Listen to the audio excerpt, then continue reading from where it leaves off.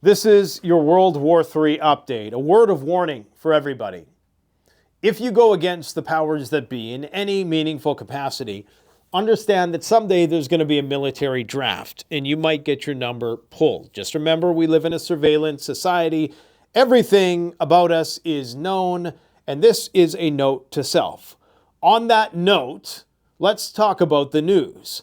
Right now, Ukraine is under massive bombardment by Russian drones. Approximately 150 Russian drones descended upon different parts of Ukraine from Kiev to Odessa, targeting their electrical infrastructure. Numerous power stations were attacked, presumably destroyed, if not incapacitated temporarily. And you might be wondering, well, how does this fit into the context of these supposed peace talks that are currently underway? Understand that as peace approaches, you're actually going to see a ramping up of the conflict as both sides attempt to gain leverage and check all the boxes. You're going to see a ramping up, just like we've seen with the Hezbollah-Israel peace deal that was brokered. Most of the intense strikes were actually right on the eve of that being signed. So I would not be surprised if this continues. Now, in terms of the feasibility of an actual peace deal, you have black pill doomers like myself who are going to, unfortunately, give you the bad medicine you need today.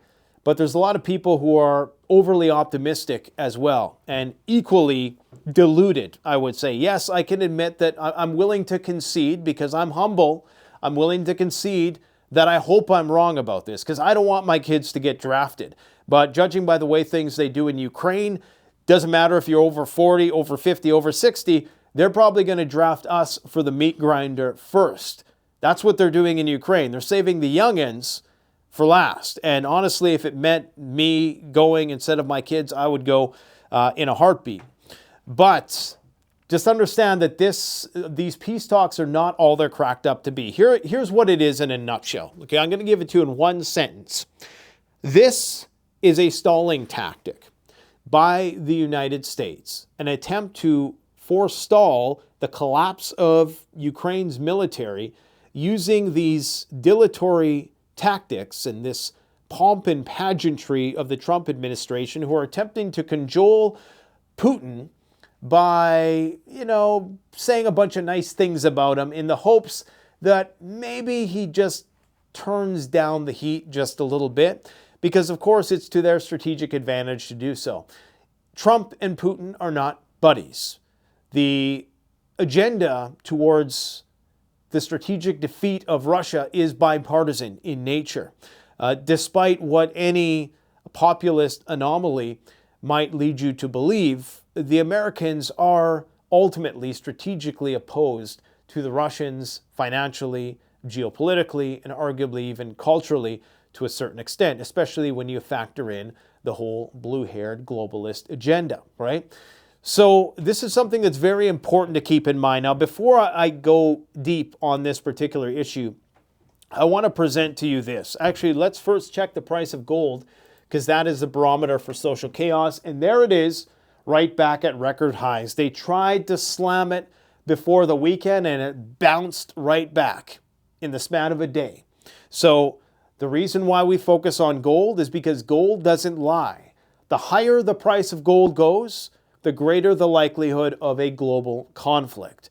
The lower it goes, then that's when, it's like a sigh of relief, because that means that people are having confidence in the US dollar as a global reserve currency. And so long as there is one monopoly, even if we don't like it, and so long as there's not a duopoly or a multipolar world where you have two different sides vying for power, both of which are equally capable, then, you can basically chill for a little bit. But so long as you have the price of gold rising because people are losing confidence in the dollar and they're worried about different alliances like BRICS potentially rivaling that, you're going to have a lot of tension. So oil going up as well, but gold going up means closer to conflict. Gold going down means further from conflict. And that is something that you can pretty much set your watch to throughout history, okay? Now, I got to present this because this is perfect. This is a perfect description of my reality from day to day when I make these videos. Here I am trying to be the objective guy in the middle, critical thinker who rejects binary thinking. I'm not a crypto right-winger or a crypto left-winger. I'm not secretly grifting for one political party. I'm not paid by either side. I'm a guy who's trying to figure out the truth. Now, when you're this guy, unfortunately, when you get these tribalistic NPCs who come on the channel, the deranged ones who think everything Trump does is bad just simply by default because Trump says anything, which of course could ultimately be very self-defeating, they're going to view me as being a Trump worshiper. Because of course, I'm to this direction of them on the political spectrum. And they basically lump us all in the same camp. Now, the same is true for the people who worship Trump, right?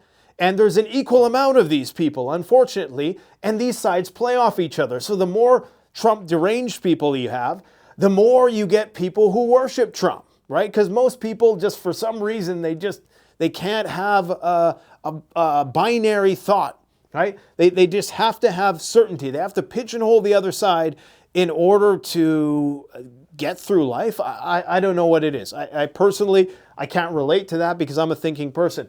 So what happens is these Trump worshiping people will think that I have Trump derangement syndrome simply because I don't agree with everything they say.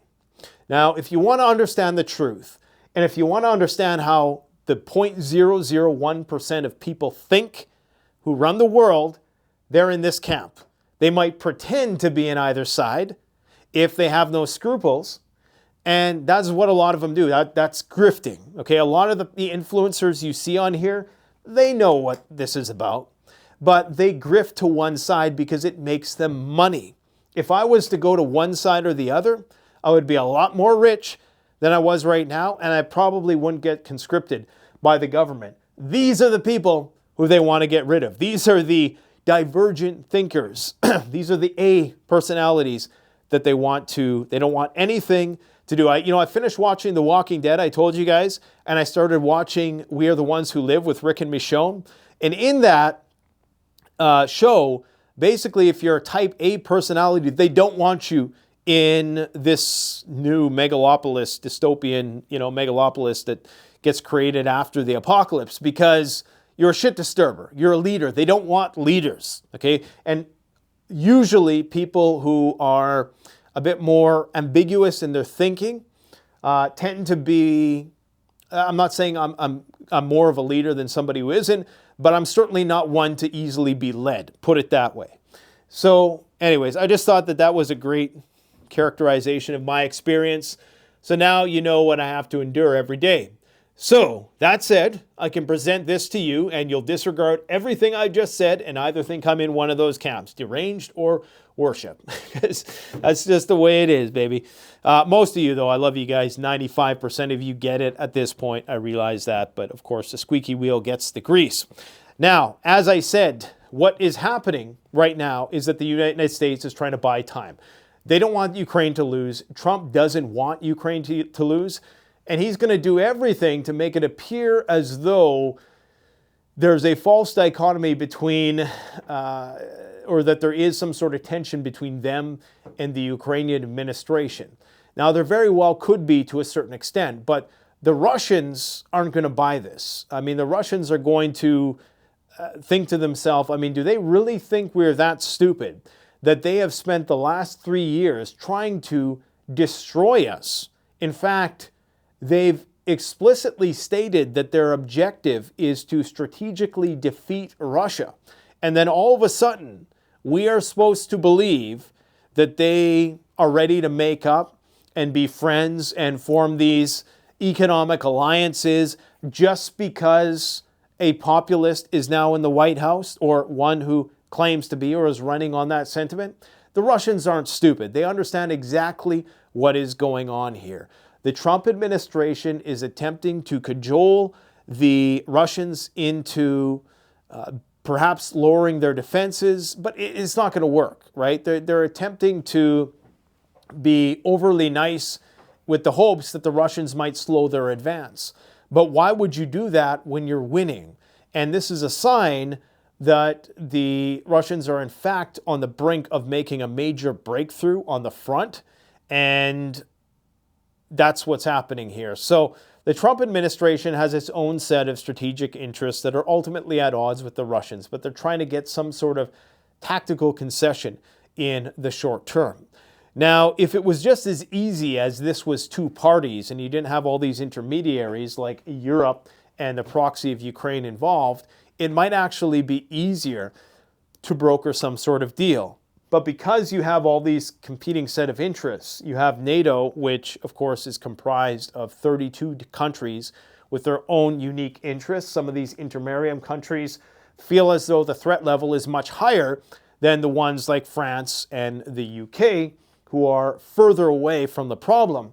And thus, they might be so inclined to try to sabotage any sort of prospective peace negotiation because it might not be to their benefit. So you have Ukraine, you have all of the members of NATO who, although they're alliance, also have their own independent set of interests. And some of these countries, the ones that are closest to Russia, also called the intermarium countries, so Finland, Estonia, Latvia, Lithuania, Poland, Romania, Hungary, and Hungary is one of the exceptions here, are probably more likely to try to do something to sabotage these talks if they don't feel as though it's in their interest, because they feel that they are next on the chopping block.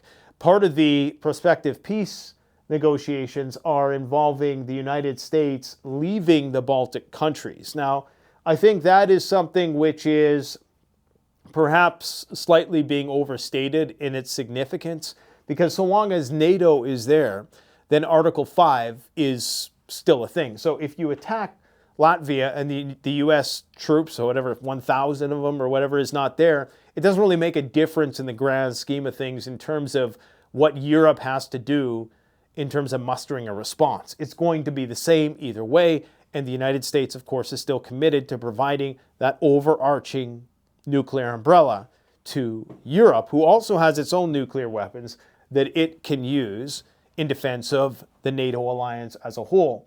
So you have all these competing sets of interests, and right now one of the greatest risks is that if indeed this isn't just a false dichotomy between Ukraine and the United States, and there indeed is an actual difference of opinion between the US administration and Kiev, and it's not all just political theater in an attempt to try to deceive the Russians into thinking that, you know, oh yeah, like we're trying to do something, but these guys won't let us, so hopefully you relent a little bit in your advance.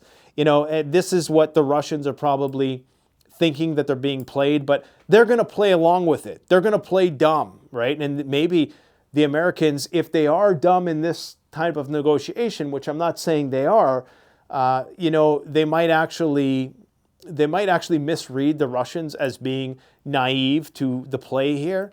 And they may actually be in for a surprise when Russia continues its advance as it is right now. Now, the converse is also true.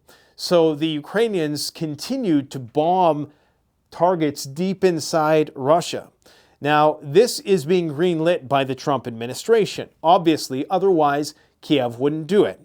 They would not be sending Kiev any more weapons if these attacks on Russian oil refineries were not being approved. They would just say, we're not going to send you weapons if you keep sending drones deep into Russia.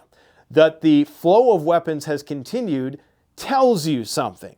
That tells you that no matter what the Trump administration decides to put in front of people, that the reality is that this is an exact continuation of policies from the previous administration. It's just now they're putting lipstick on a pig. That's all this is. Nothing has fundamentally changed. Have you heard anything about, okay, we're going to reimpose restrictions on Kiev's use of, you know, these weapon systems like ATACMS systems? We are now going to encourage Kiev to stop targeting Russian oil refineries. Now, that might be coming up, but they haven't done it yet, okay? And no matter what sort of image they try to project when they're initiating this diplomatic process, it's important to just keep this reality in mind, that we're still doing the exact same thing as we were doing during Biden's term.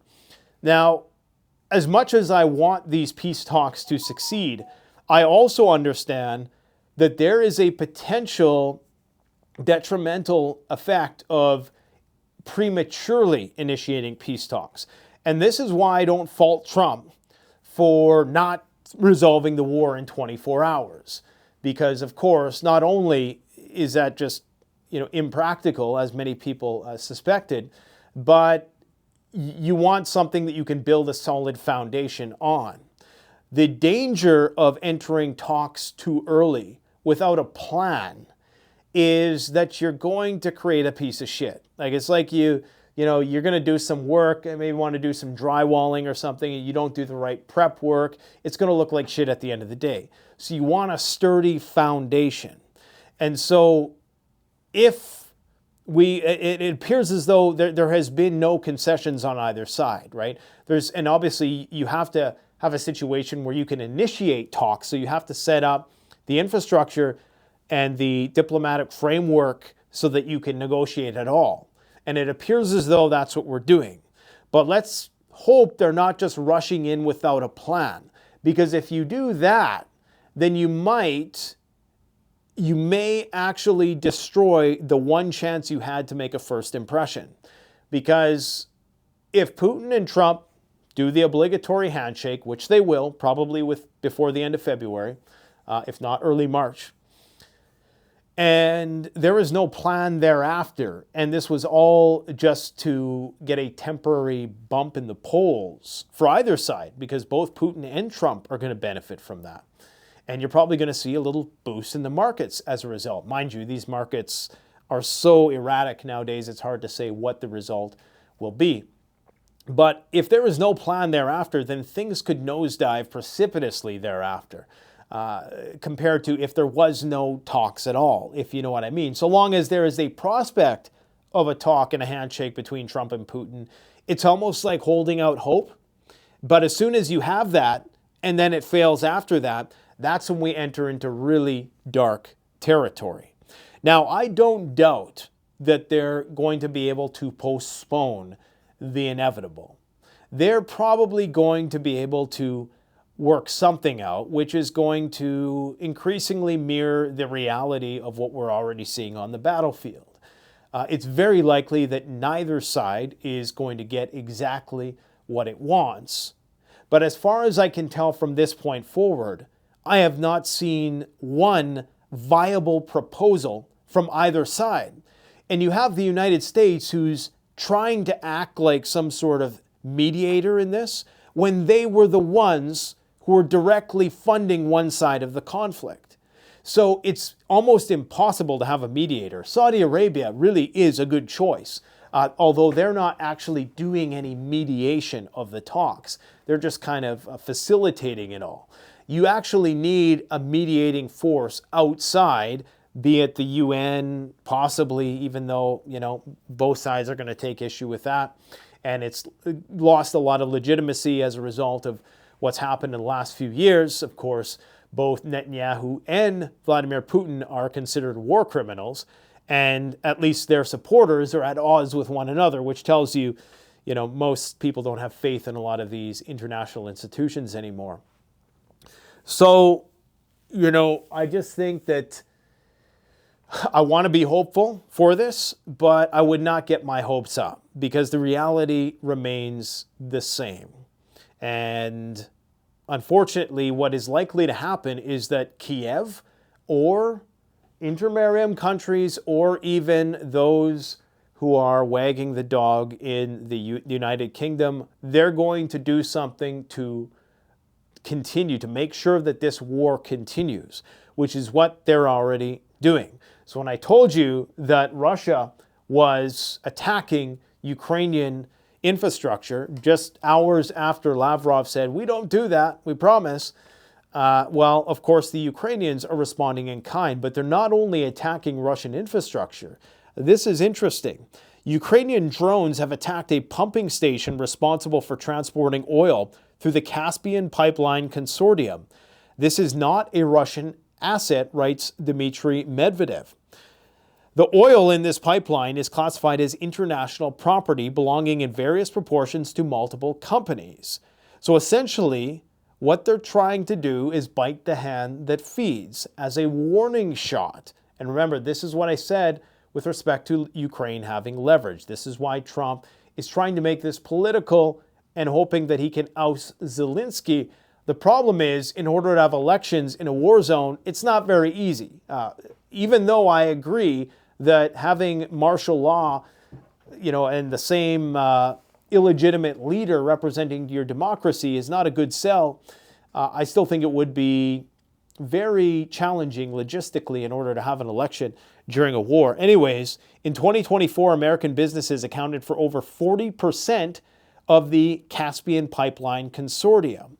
And together with other Western companies, their total share exceeded 65%. Now remember, this is the notorious, incorrigible Dmitry Medvedev talking here when he says the neo-Nazi regime in Kiev was well aware of this, and despite its extreme dependence on Washington, it deliberately struck American corporate assets, causing them significant financial losses. So that's when you have to wonder, what sort of dirt, not just in terms of their capability to disrupt American financial interests in the region, but what other dirt might Zelensky and friends have on the West? Kind of like an Epstein situation. The question is, why would a servile, remember, this is Medvedev, he's a wordsmith. He has a way with words. Why would a servile, greasy creature, eternally reliant on the kindness of its master and the size of its feeding trough, attack its benefactors? The answer is simple. An overfed, bloated beast lashed out at its owner after sensing that its supply had been cut off and that it might soon be sent to slaughter. In desperation, it decided to bite its master and bite hard. Salivating profusely, it sank its teeth into the very hand that feeds it, the hand of the U.S. president. I gotta say, if he doesn't use ChatGPT, then he's an excellent writer, even though I don't necessarily agree entirely. Anyways, so in terms of Zelensky potentially trying to sabotage the situation, former Ukrainian President Zelensky is preparing for a decisive move against Russia with the support of Britain and the EU, some people think. Now, Annalena Baerbock, who is the German foreign minister, kind of spilled the beans when she said, she threw out the number, and this sounds crazy, but a $700 billion package for Ukraine. $700 billion, which would be about 3x what they've received total already from both Europe and the United States, although the numbers vary depending on, whether you count the money that they received directly or that which was to fill the emptied weapons coffers of the United States and other countries. Because what they do basically is they count the weapons that they send Ukraine, they price them accordingly in order to replenish those stocks. So what was I talking about? Jeez, completely lost my train of thought.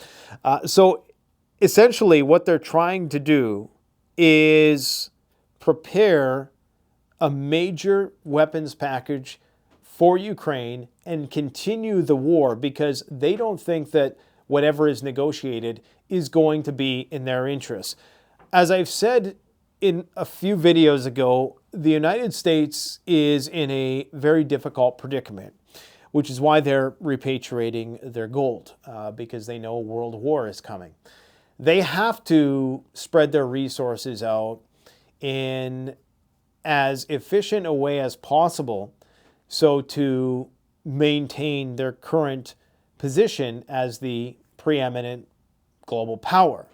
And that requires them to focus on the East, where there are 4.5 billion people in a relatively small region of the world, near the South China Sea, of course. and of course what's going on in the Middle East, or what's about to happen. So they're spread too thin, and they need the Europeans to basically pull their weight. So all that's happening here is the United States is transferring responsibility for Ukraine to the Europeans, and Trump is going to win some political points in the process. But ultimately, the Europeans are going to buy weapons from the United States, and that's how the United States is going to kickstart its economy. As the economy starts to crash, that's going to be part of the way out, is war mobilization, okay? Very similar to what happened during World War II. So you're going to have, maybe the dollar is going to tank, maybe the stock market's going to start to crash, and then there's going to be this great plan where we'll bring back jobs because they're going to start manufacturing more weapons for the Europeans, and it's going to be their responsibility. They're going to be giving security guarantees to Ukraine, and it's going to be on them in terms of, how to deal with the Russians and Article 5. Now, I still think they're going to provide that, and this is where the United States is trying to have its cake and eat it too. It's trying to distance itself from NATO to temporarily appease the Russians, but it's also trying to maintain a strategic foothold in the region and not relieve its vassals from its boot heel. I'm not sure if that makes sense, but they want to keep the pressure on Europe. They want to keep Europe in check, but they also don't want to have a full-blown nuclear war with the Russians. So it's a very, very difficult situation. It seems as though it only ultimately ends in a nuclear exchange somewhere down the line. Now, fortunately, we have walked ourselves back from the imminent brink of nuclear destruction that we were last September, October, sometime right before the election.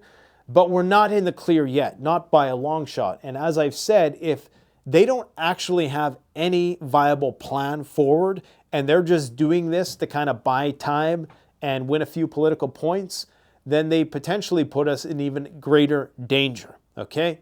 Because the maximum pressure campaign is still on. So in terms of what people are thinking is specifically going to happen, some believe that the war party, that is Britain and the EU, is aiming to give Ukraine a final push to strengthen its position, possibly through military escalation or nuclear provocation, meaning that they could attack another nuclear power plant. And this recent attack on the Chernobyl power plant was sending a message that this is what we're going to do if we don't get our way in these peace talks. And of course, they're feeling very alienated right now. I mean, consider the speed in which European leaders came together to meet. And I mean, this is no easy task. Sure, they're all on the same continent, but all of the European leaders came together within 24 hours' notice to have an emergency meeting. Meloni doesn't look like she's happy to be there. She's been giving speeches which are very reminiscent of, what was that guy in World War II? What was his name again? Who was Mussolini. Very Mussolini-esque speeches, given the same energy anyways, not politically entirely. But anyways, so the Russians met with the United States, and I could tell by the body language of this that Lavrov was not buying Rubio's bullshit, okay? Because remember, Rubio's hardline neocon, at his core, and he doesn't like the Russians. But he's playing pretend right now because they have no other choice, okay? So he's trying to drive a wedge between the Russians and the Chinese, and it's just not going to work. I mean, the Russians aren't just going to drop everything and all of these strategic agreements they've made with all of these Eastern countries as they've been alienated and tried to be systematically destroyed. We've tried to actually assassinate Vladimir Putin on several occasions, according to Russian intelligence. They're not just going to kiss and make up right away. And they're probably interpreting this as an attempt to get them to lower their guard so that they can be attacked. right? I mean, if I was the Russians right now, I'd be thinking, all right, what are they planning? You know, what are they trying to just, bring us into a state of complacency so we, can potentially be blindsided by something? I just noticed that this guy is using a camera setup that is just like ours, and this is in Saudi Arabia. They can afford something better than like that. They got to step up their game a little bit. Anyways, so after these talks, the European leaders were in a panic. They were in a tizzy. What are we going to do? Well, look, all the United States wants from Europe, they just want to buy more weapons, and they want to take the reins of this Ukrainian thing because they got wars to start in China. Okay? That's all it is. There's an illusion that they're on different sides, but it's all just bullshit. They're all on the same side. Trump is demanding $500 billion worth of rare earth Ukrainian minerals, which is, would be a stupid deal on Ukraine's part. And you would only make this deal, and this is what people need to comprehend, you would only make that deal if there was the promise of future weapons, right? But the Russians, part of their negotiation is going to be the demilitarization of Ukraine, that Ukraine can't rearm. So if Ukraine has already got the money from the United States, why would they sign over half of their stuff if there is no promise of future weapon shipments? That is synonymous with ongoing future weapon support from the United States, and that is going to be a non-starter for the Russians. So again, there is no viable solution here. The only solution is that it's going to be determined on the battlefield, and slowly whatever deal is negotiated is going to mirror that reality. And it's just going to be a matter of, we can't physically push the Russians back, no matter how much we throw at this, and it's just going to end where the Russians decide it ends. Unless the United States really does decide to pressure the Russians, but then we run the risk of a nuclear engagement. And so I don't think they're ready to do that yet, because all of these guys live, fairly eccentric lifestyles, and they don't want that lifestyle to end. They don't want to see the end of their privilege over some bullshit nuclear war. So the troop prospect in Ukraine, both sides, France, UK, they keep saying we may send troops, we may not send troops. First France says we're going to send troops, then they say we're not, then they say we are again, then they say we're not again. This again is something that precludes Russia from coming to the table. The Russians are not going to allow Europe to put troops inside Ukraine unless it's a part of some sort of international initiative where you have other countries that are perhaps more impartial to the conflict. And it's hard to say that China is impartial to the conflict because they aren't, but maybe if you have some representation of that side, then it could potentially work. Why you would need that in the first place, though, is a subject of debate, right? Because, I can understand why you would need some intermediary, like in the front, so that if those sides were to, that could act as a buffer and a go-between in between those two sides. But what it would likely take the form of is potentially being in the crosshairs of a fight, and then with those security guarantees, if some of those soldiers were, say, hit by a wayward drone or missile, then it's a big controversy, and that's when you potentially have an acceleration of hostilities once again. So it appears as though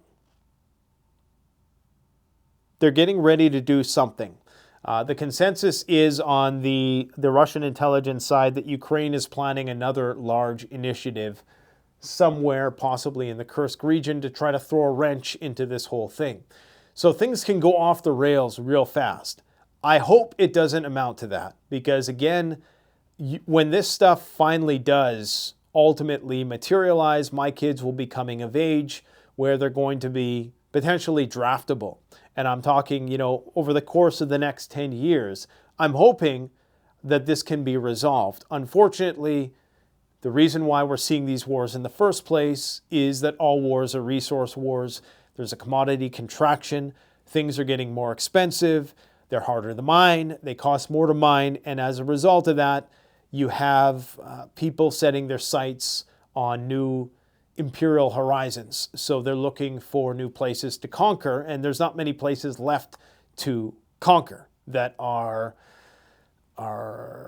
able to be conquered as easily as perhaps they once were. So we'll probably see another mad scramble for Africa, now that I think about it, at some point in time, because there's still a lot of resources there. But again, we're having a lot of mutual misinterpretation on either side, and it's important just to keep these things in perspective, that at the end of the day, the United States and Russia, whether we want to agree to it or not, are in fact at war with one another, okay?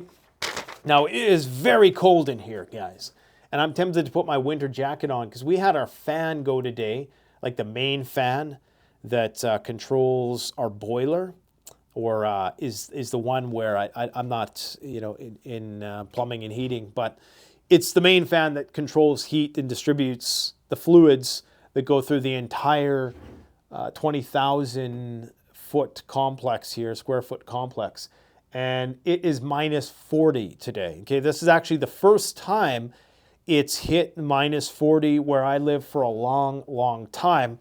And that's because there's this polar vortex. You can see we're on the ass end of the jet stream right now, and everywhere else is seeing above average temperatures.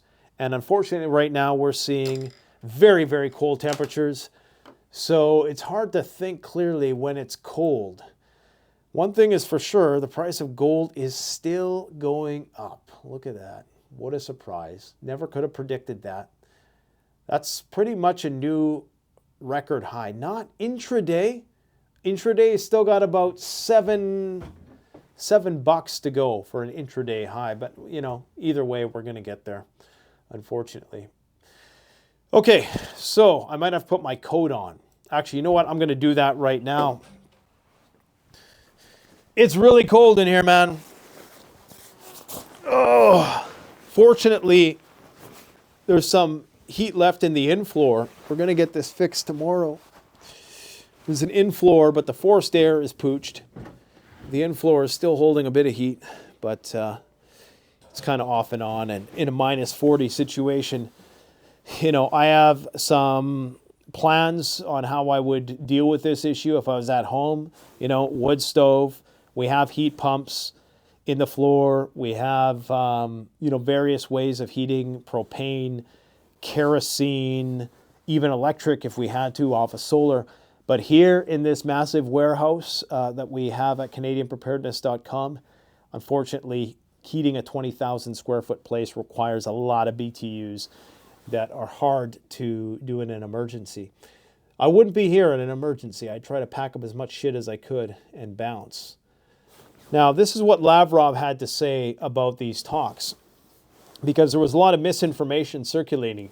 The U.S. did not propose any three-stage plan to resolve the conflict in Ukraine, contrary to popular belief, popular amongst the, World War III files, all 1,000 of us. The alleged three-stage plan for settling the conflict in Ukraine, allegedly proposed by the U.S., spread by Western and Ukrainian media, is fake. The Americans did not bring any plan to the negotiations in Riad. And see, this is what I worried about, guys. They had no plan. But that said, I'm glad that they're talking, but they have no plan. You would think they would have some kind of plan. Now, the Russians are saying that we're going to continue the war regardless. And now NBC is saying that Russia, I can't remember exactly what they say. I have the exact quote here. U.S. and allied intelligence suggests that Putin is not interested in a peace deal, but aims to fully control Ukraine as he believes winning the war, Russian losses are not pushing him to end the conflict. This is the other thing that could potentially happen here. This could all just be a ruse to create a situation where the United States looks as though they're trying to give an honest effort in terms of negotiating a peace deal, knowing full well that it will be rejected by the Russians, and then they can say, well, see, at least we tried. We tried, and the Russians rejected our offer. Therefore, they are now the aggressors once again, and we need to now arm Ukraine to the teeth to finish the job, which they have. All of the people involved, Kellogg, Waltz, even the SecDef to a certain degree or another, have stated rather ambiguously that they would potentially be willing to arm Ukraine, to impose more sanctions, to allow Ukraine to use long-range weapons deeper inside Russian territory. And Kellogg, the envoy to Ukraine, was even quoted as saying that they can't rule out the U.S. sending troops to Ukraine. Now, that contradicts what Secretary of Defense Pete Hegseth recently said in a statement to NATO. But again, you can't take anything these guys say truthfully. The mendacity of the U.S. military-industrial complex knows no bounds. They will lie when it's useful to lie. And, I guess there's an old saying, like, it's better to, do it and ask for forgiveness than, I can't remember how the rest of the saying goes off the top of my head, but I think you get the point. So this was stated by Sergei Lavrov. The information that appeared in a number of Western and Ukrainian media outlets that Washington allegedly proposed that Russia settle the conflict in 3 stages, including a ceasefire, holding elections, and signing documents, is unreliable. No plans were discussed at all during the recent negotiations. The parties decided on general issues and further interaction and simply got acquainted, which is kind of what you would expect. In building out a diplomatic framework in order to navigate the situation, that is actually probably a healthy first step than just going in there with all these plans, right? Let's see what Lavrov has to say here. He says, by the way, our American colleagues today suggested possibility of introducing some kind of moratorium on attacks on energy facilities. We explained that we never endangered the population's power supply systems. Our targets were only those facilities directly serving Ukraine's armed forces. Now, again, even in the United States, the U.S. military relies on the civilian power grid primarily. They have backup systems, but most of the power they get. So you could argue that any civilian power grid is being leveraged by military. But what's interesting about this statement is that he's saying that we wanted a moratorium on energy strikes, and that works both ways, which just confirms my earlier point when I said that the Trump administration is approving and has ostensibly green-lit attacks on Russian oil and gas infrastructure by not trying to prevent Ukraine from doing this at all. There has been no call to stop attacking Russia oil and gas infrastructure, which of course tells you that it's just a continuation of the previous administration, who had as its central purpose a attempt to strategically defeat Russia, first financially, and then hopefully that would lead to some sort of political collapse of the establishment there. That's what's going down. Putin has refused to cede control over Ukrainian land currently occupied by Russia. So this is the situation. This is a good map. This is from the Victoria Newlands Institute of the Study of War. So you can see that there are still large parts of the region that Russia has annexed that they don't actually control. So a large part of Donetsk, a large part of Zaporozhye, which extends beyond the river, which I'm sure they're willing to concede the actual city portion that is on the right bank of the Dnieper, which is, I wish they would just say left and right, but anyways, the water flows this way, so that's to the right, this is to the left. And Kherson, which of course they had under control, but they backed out of. They called it a strategic retreat or tactical retreat earlier, strategic win, I suppose you'd say. and then they blew the dam, or somebody blew the dam, and that was the end of it.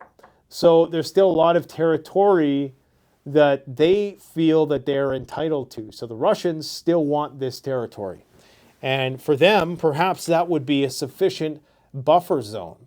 And I think they probably would be willing to stop there. However, many people suspect that Kharkov is too much of a liability. I mean, this is all directly bordering Russia. And if you did want a geographical barrier, you would want to take all of that too. In fact, you would want to likely take all the way up to Belarus in order to ensure that there wasn't a way to transport troops by ground into Russia proper. All right. France is going to be hosting a second summit on Ukraine. European Security Reuters reports that they're already getting to do another emergency meeting on February 19th, which is tomorrow, I believe, which tells you that, they're really fast-tracking whatever plans are in play here. Baerbock had a little bit of a slip-up. She suggested that $700 billion were earmarked or were about to be earmarked for Ukraine. Now, that is from all of NATO countries, and that is over the course of who knows how many years. If that's from all NATO countries and it's over the span of 10 years, it's really not that much in the grand scheme of things in terms of how, aggressively wars are fought. I mean, I can't remember what they spent on Afghanistan, but it was several $trillion, and it was arguably not nearly as sizable of a commitment as what we're seeing in Ukraine in terms of armaments, troops, casualty levels, all the rest. But it appears as though Germany is waiting till after the election in order to put that into place. What else do we got going on here? Yes, Baltic Sea incidents are stacking up. So these are all incidents in the Baltic Sea. I do think that we're going to see shit hit the fan here. If Europe did want to involve themselves directly in the conflict, it would be in the Baltics. So we have various cables, pipelines, of course, Nord Stream pipelines, Baltic connector pipelines and cables that go to and from NATO countries across the Baltic being destroyed, presumably on purpose, although it's not entirely unprecedented for this to happen by accident, for a boat to have an anchor, potentially dredge and destroy one of these undersea cables. But to have so many of these events, especially centered around the last 6 months, that's not an accident, okay? So that's where shit's going to hit the fan. And it could potentially, of course, pull us all into a large conflict. Because again, no matter how the United States tries to distance itself from what's happening in Europe and pretend as though it's impartial to the situation, it is not. The implications for the rest of Europe are alarming. Putin wants NATO troops removed from the whole of the former Soviet Empire, i.e. those intermarrying countries I talked about earlier, Finland, Estonia, Latvia, Lithuania, Poland, Romania.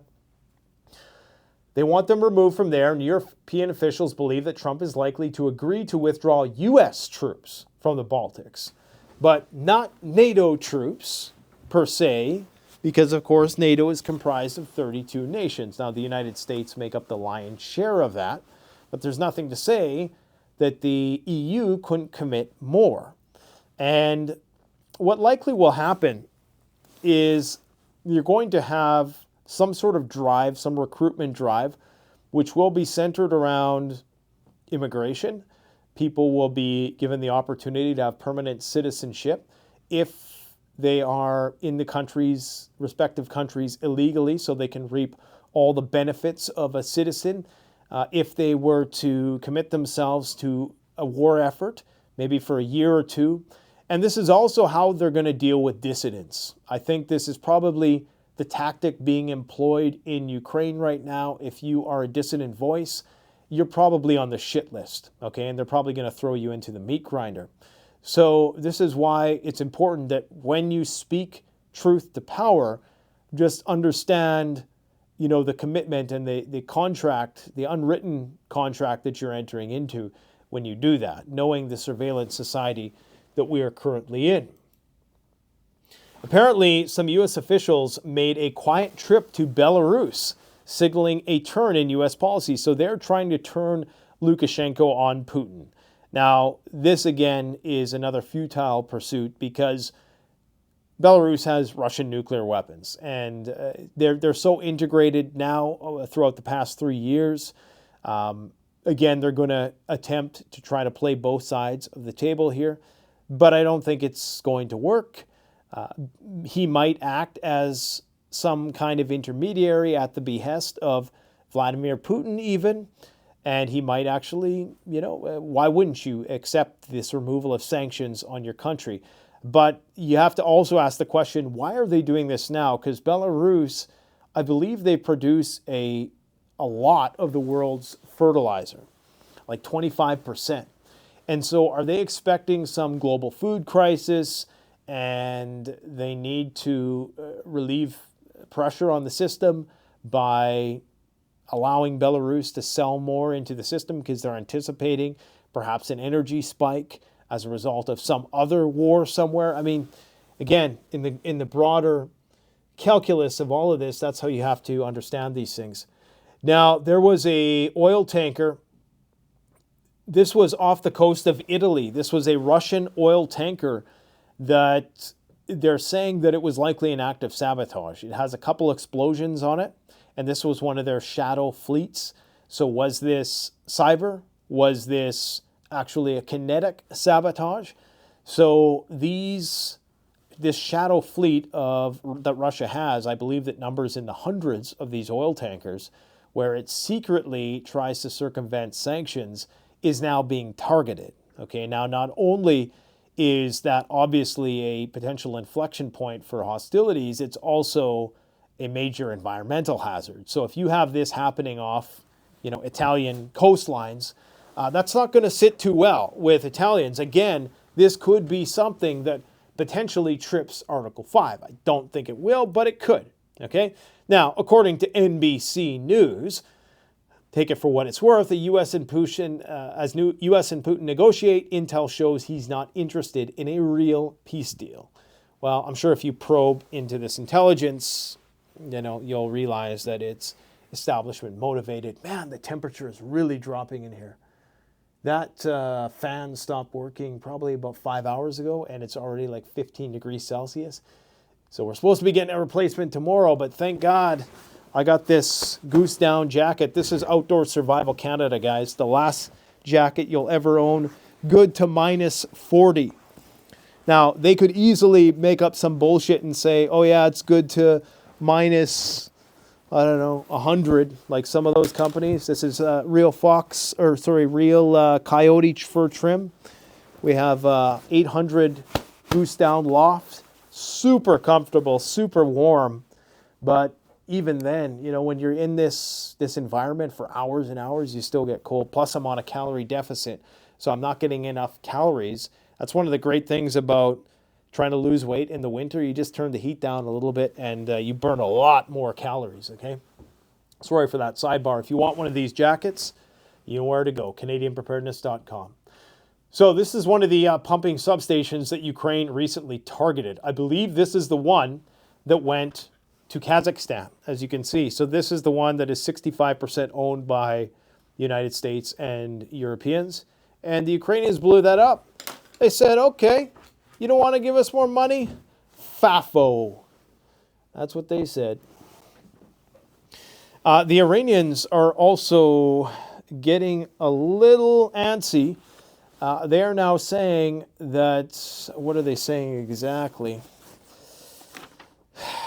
Something along the lines of Iran's IRGC missile commander dismissed U.S. and Israel's threats, claiming that any attack on Iran's nuclear facilities would lead to widespread destruction in the region, essentially threatening to go scorched earth on all oil and gas infrastructure in the region. I presume that has to involve the Emirates States and Saudi Arabia. Okay, so that's basically a threat that even people who we are on speaking terms with right now could immediately become enemies. And that is the case, of course, with Saudi Arabia. Recently, the Chinese brokered a deal between the Saudis and the Iranians. I don't know if it's as enduring as the Abraham Accords, but that was one potential hedge against shit going south in the Middle East. But it appears as though the Ukrainians are feigning aggression. They are using this psychological operation, if you will, to say that, well, we're going to potentially still do this True Promise 3 response. Remember, back when Israel responded, they were supposed to retaliate, and True Promise 3 was supposed to be even worse than True Promise 2. Well, they're saying that they're still going to do that. Now, I think they're just, again, feigning aggression. I don't know if there's really any reason for them to do that at this point in time. What would they stand to gain? But you never know. You never know. Anything's possible. Now, this is interesting. It appears as though the situation may, in fact, be heating up with Egypt and Israel. Now, Egypt gets all its military equipment from the United States. They get a lot of aid from the United States. I believe they're one of the biggest recipients of aid. So I can't see Egypt going to war with Israel unless it was part of some clandestine plan just to feed the military-industrial complex. They could be getting them prepared to do some sort of ground campaign in Iran, as crazy as that sounds, or involve them in the hostilities in Lebanon if the peace talks there fail. But what I found interesting was these Mad Max paraglider things, and I got to get one of these just for SHTF.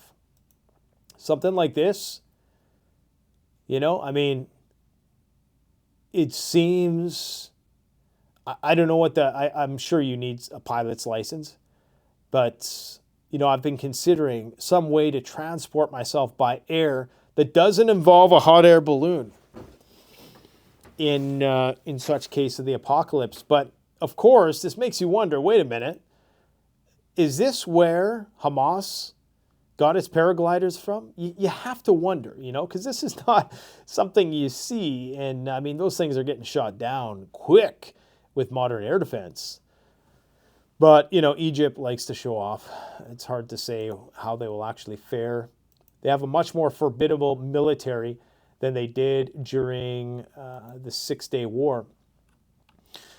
North Korea is vowing to expand its nuclear forces, blast the U.S. for outdated denuclearization plans. So the U.S. is saying, yeah, we're going to denuclearize North Korea. Remember, Trump goes there for a photo op, and after that, the North Koreans create more nuclear weapons and deployment systems at a longer range than ever before. So, I think that's where the Russian talks are going. I hope they don't, because I would like to see the situation resolved.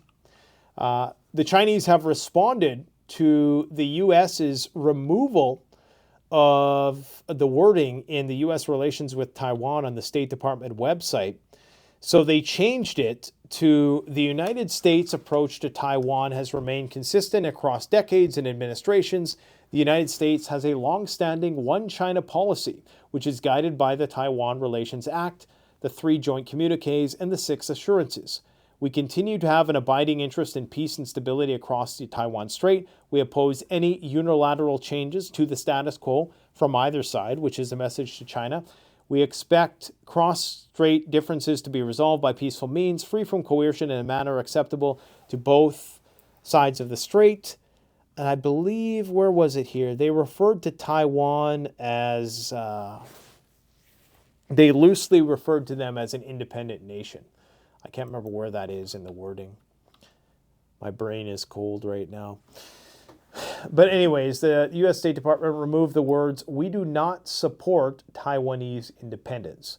So they're not supporting Taiwanese independence, but they're not supporting Taiwanese independence, which the Chinese took issue with. And the Chinese are now urging the U.S. to immediately correct its wrongdoings, abide by the One China principle, and 3 China-U.S. joint communiques. So this, of course, at a time when the United States is trying to move itself into the Pacific and drive a wedge between Russia and China. Now, China is going to be more inclined to assist the Russians and provide them with more leverage. Now, this idea of Fort Knox is gaining in popularity, which is why I think it's probably a superficial nothing burger. I know, I've been watching the documentaries. I've known for a long time about Fort Knox, and we use it in our references on prepper security. Like the way Fort Knox is set up is ideal from a security point of view. Just the way that there's nothing that is impeding the view, and you can see for miles and miles, and just everything about how it's designed is perfect from a preparedness security point of view. But I don't know. This just seems like another cartoony wild goose chase to send people on. And almost, it's one of those things now, and I've always, this is my conspiracy brain thinking, but sometimes if you have gold going up in price and people start searching gold, you don't want people, you want people's search truncated by some bullshit story, so that's where the thought stops. So I've often seen this happen where there will be some kind of controversy that maybe the government doesn't want people to talk about. So they'll use the same keyword, or the same keyword will become a part of some other superficial fiasco so that you sell, because they know most people ain't going beyond the second page. Most people are going to go, I hear that the price of gold is going up. Oh, there's something going on at Fort Knox and, on the next episode of Unsolved Mysteries, right? As opposed to really looking into why is the price of gold? Are central banks buying? Is it rehypothecation? Is it the US dollar? You know what I mean? So they're going to get people on this thing. Doge goes for the gold, and, they're going to audit it. And even if they say the gold is there, and even if they count it, we're not going to know if what they counted is really what they counted. Is it real? Is it like lead encased in like gold leaf or something? We're just not going to know. So, it's kind of just a wild goose chase. So don't pay attention to that. Just pay attention to this. That's all you need to know. Everybody wants gold right now. The United States is bringing their gold back, and they're shitting their pants because, we're reaching a point. We're reaching a point. U.S. stock valuations are at extreme levels, the highest ever in history. I repeat, U.S. stock valuations are highest in all of history. There is no peace dividend, and we're on the brink of what I think is a world war. Take it for what it's worth. Lots of plane crashes happening lately. And going back to this, right? This is what this is why I hate Paul. I can't stand it. Now every plane that crashes, it must be diversity, equity, and inclusion that is the blame. Oh, on the other side, no, it's something that Trump did. Or planes crash. Our infrastructure is aging. The planes are, starting to become very dated, and we haven't invested enough in these systems. Maybe we both share the blame, okay? Both of you knuckleheads share the blame. How about that? Instead of just immediately, without any evidence whatsoever, just jumping to a conclusion about it. An interesting thing about Fort Knox, numerology, did you know that the only vault that was ever shown to the public, and I believe this was it the 70s or was the 80s? I can't remember, but the only time the public was ever allowed to go in and see one of the vaults, it was vault number 33. Do you know where the majority of U.S. gold, the most gold in the world is stored? 33 Liberty Street under New York City. At 33 Liberty Street in the Federal Reserve Bank. That's where the COMEX is based out of. And I just, you know what I mean? Something's weird about that. And apparently, on the one day that Rand Paul, I think it was, he said that the Federal Reserve was supposed to allow him to come with them to audit the gold in Fort Knox, but they didn't want to do it until there was a solar eclipse. And they're like, well, we're going to do it on the day of the solar eclipse because, we're in town that day, right? And it just makes me think, like, does that not sound like some esoteric, human sacrificial thing. You know what I'm saying? You guys know what I mean, right? That's some weird shit going on with gold. I'm not saying it's intergalactic reptiles just using humans to mine gold or anything, but some weird stuff going on.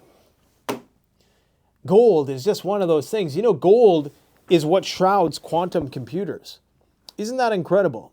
I said a tweet today that said, I wrote, what did I write? It was something to the extent of gold makes the chips that Bitcoin is printed on. So, all these Bitcoiners are losing their mind because it's range bound between 90,000 and 100K. They're like, please, Michael Saylor, buy more Bitcoin. We need the price to go up. It's my retirement plan. But yeah, like the Bitcoin is printed on chips that are made of gold, partially. Anyways, U.S. bankruptcies are up. I can tell you they are up big time in Canada. In fact, we're seeing a lot of stores close. We are trying to hold on as long as we can, guys. CanadianPreparedness.com. But no promises. Some people might get their wish someday who wish us ill will and want us to fail. Not sure if it's, what do they call it? Schadenfreude,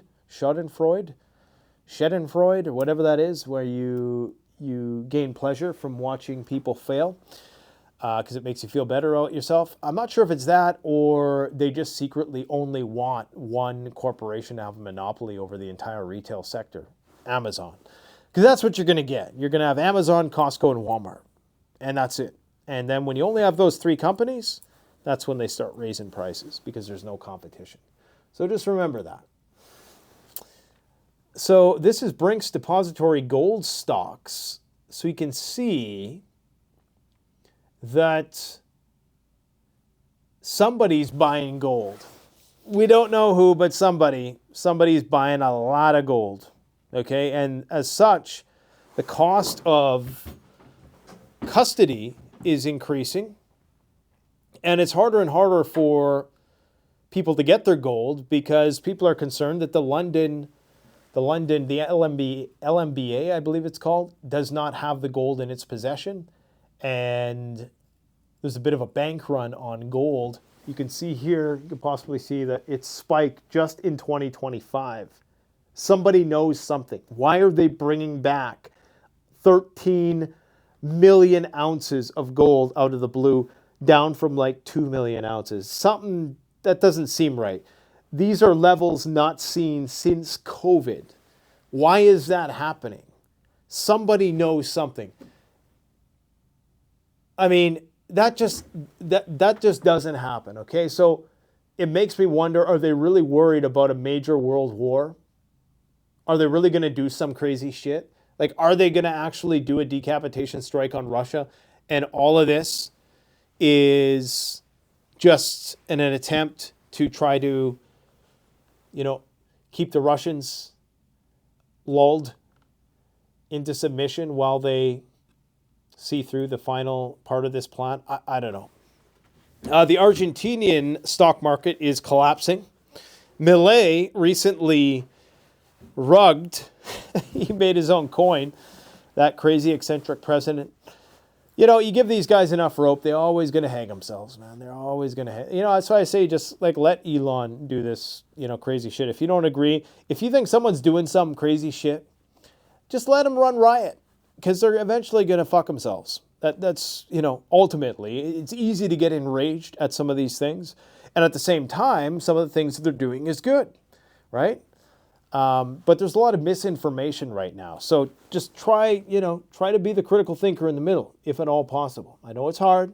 It's easy to succumb. And hey, we only have so much bandwidth. And honestly, choosing one of these dispositions is an easier life. It's an easier life. But that's not how the rich people act. The rich people are in the middle. They play both sides off each other.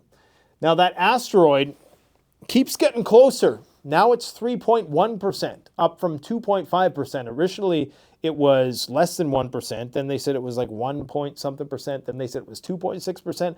Now it's 3.1%.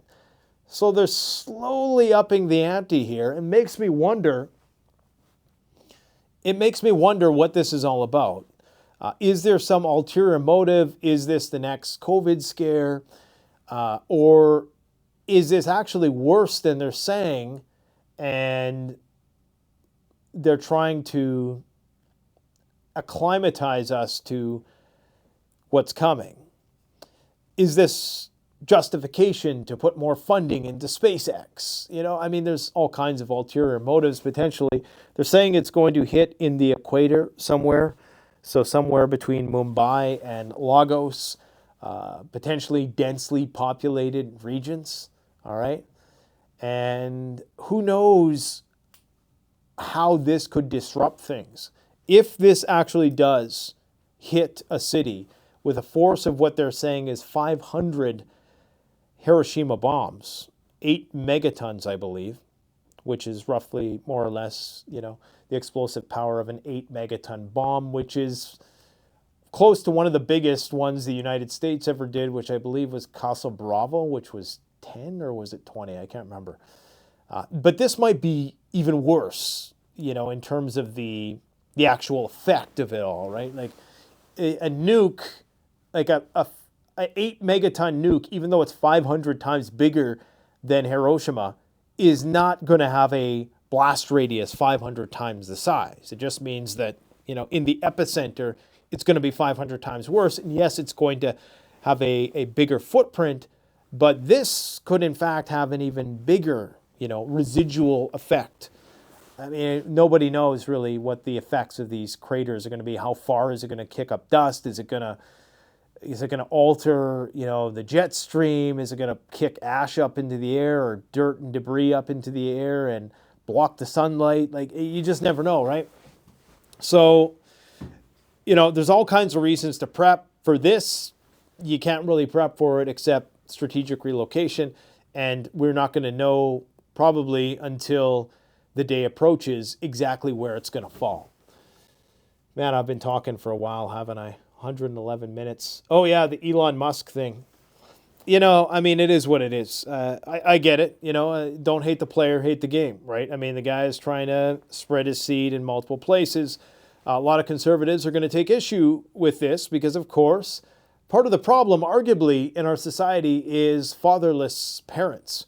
And while Elon may parade his youngest child in front of the cameras periodically, so to likely absolve him of some criticism and act as a human shield of sorts to try to humanize him a little bit for the cameras, to take, it's harder to criticize somebody when there's a child in their hands, right? You know what I mean? That's all this is about. I'm 100% certain about that, having little X in the White House. But, hey, the Mormons do it. So having 13 children with 4 different women, apparently 5 of them were through IVF and 1 via a surrogate. So Elon is breeding all of his high-paid influencers on X. Who would have thought? It is what it is, man. Don't hate the players, hate the game. 29:54. On that note, look at that. I had 10 pages of notes, and this is why I get brain rot, because I should just follow my notes, but I don't. I just wing it. It just feels so unnatural to me. That's why I never use a teleprompter. Anyways, man, let's be hopeful, but not naively optimistic about the future. I hope we buy more time. 5 more years. Think of what you could do with 5 more years of prepping, building a self-reliant lifestyle that's going to allow you to approximate what you have right now while having a very viable long-term insurance policy and living a good life. There's nothing like country life. Not in the wintertime, but in the summertime, there's nothing like country life, man. So prepping is not just prepping for the bad. It's also good in and of itself. It brings you peace of mind. It doesn't have to be for the end of the world. It can just be for rainy days. It can just be for preparing for austerity, preparing for the price of eggs going to $10 a dozen, or, pick your poison. Anyways, my friends, on that note, I'm going to stop talking and I'm going to go and light a fire somewhere and try to get warm. Thanks for watching. Canadian Prepper out.